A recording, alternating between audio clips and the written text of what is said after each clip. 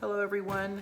We're going to continue reading Sideway stories from Wayside School by Louis Sachar. We are now on chapter 4 and this one's about Sharie. This is a photo of it. Alright, so listen carefully. Sharie. Sharie had long eyelashes. She weighed only 49 pounds. She always wore a big red and blue overcoat with a hood. The overcoat weighed 35 pounds. The red part weighed 15 pounds, the blue part weighed 15 pounds, and the hood weighed 5 pounds. Her eyelashes weighed 1.5 pounds. She sat next to the window in Miss Jewel's class. She spent a lot of time just staring out the window. Miss Jules didn't mind. Miss Jules said that a lot of people learn best when they stare out the window. Sharie often fell asleep in class. Miss Jules didn't mind that either. She said that a lot of people do their best learning when they are asleep. Sharie spent all of her time either looking out the window or sleeping. Miss Jules thought she was the best student in the class. One afternoon, it was very hot. All of the windows were open, yet Sharie still wore her red and blue overcoat. The heat made her very tired. Miss Jules was teaching arithmetic. Sharie pulled the hood over her face, buried herself in the coat, and went to sleep. "Miss Jules," said Kathy, "Sharie is asleep." "That's good," said Miss Jules. "She must be learning something." Miss Jules continued with the lesson. Sharie began to snore.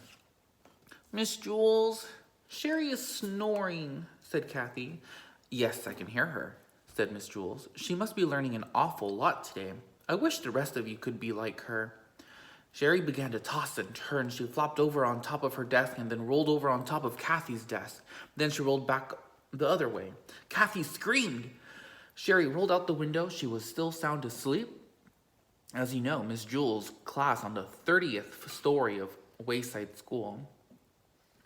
So Sharie had a long way to go. After she had fallen 10 stories, Sharie woke up. She had looked around. She was confused. She wasn't in Miss Jules' class, and she wasn't at home in bed. She couldn't figure out where she was. She yawned, pulled the hood back over her eyes, and went back to sleep. By the time she had fallen another 10 stories, Wayside School had an exceptionally large playground.